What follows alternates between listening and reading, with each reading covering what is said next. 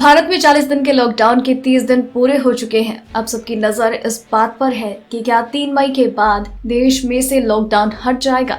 हालांकि देश भर के कोरोना पॉजिटिवों की संख्या लगातार बढ़ रही है। 3 मई को लॉकडाउन हट जाएगा, इस सवाल पर देश के 5 राज्यों के शीर्ष मंत्रियों की क्या राय है। लॉकडाउन से फायदा तो हुआ, सत्येंद्र जैन। उन्होंने कहा, विशेषज्ञों का कहना है कि अगर लॉकडाउन नहीं होता तो ऐसे मामले 50 गुना या 100 गुना ज्यादा होता, तो लॉकडाउन से फायदा तो मिला ही है। लॉकडाउन का 1 महीना पूरा हो चुका है। कोरोना से मरीजों को ठीक होने में पूरे 28 दिन लगते हैं। उन्होंने लॉकडाउन की तारीफ करते हुए कहा कि बात सही है कि अगर लॉकडाउन नहीं होता तो लोग घरों के अंदर नहीं होते और मामले तेजी से फैलते। दुनिया के अन्य देशों, स्पेन, इटली, जर्मनी, फ्रांस समेत सभी देशों में जहां लॉकडाउन नहीं है, वहां पर तेजी से केस आए। बाद में यहां पर भी लॉकडाउन किया गया। उन्होंने कहा कि जहां तक लॉकडाउन हटाने की बात है तो अभी 10 दिन बचे हैं, इसका इंतजार किया जाना चाहिए। राजस्थान के उप मुख्यमंत्री सचिन पायलट ने कहा कि लॉकडाउन बढ़ाए जाने को लेकर कुछ भी कहना आसान नहीं है।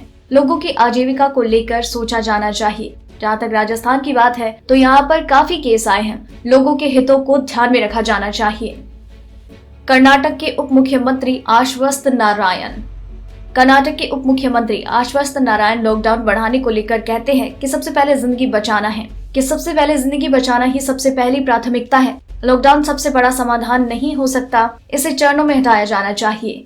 लॉकडाउन हटाने को लेकर भारत सरकार से चर्चा की जानी चाहिए। लॉकडाउन से फायदा तो हुआ है, लेकिन लोगों की आजीविका पर भी ध्यान दिया जाना चाहिए।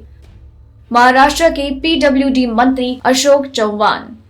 राज्य के पीडब्ल्यूडी मंत्री अशोक चव्हाण का कहना है कि लॉकडाउन बढ़ाए जाने को लेकर अभी इस पर कुछ भी कह पाना आसान नहीं होगा कि लॉकडाउन बढ़ाया जाए या नहीं।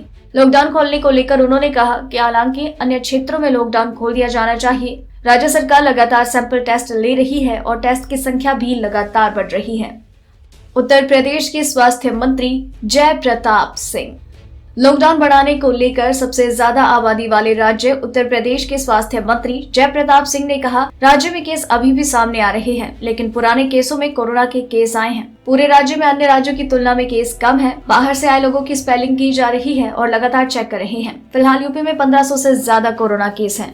अगर आपको ये रिपोर्ट पसंद आई तो इसे लाइक और शेयर करें। साथ ही अपने व्यूज हमें कमेंट करके जरूर बताएं।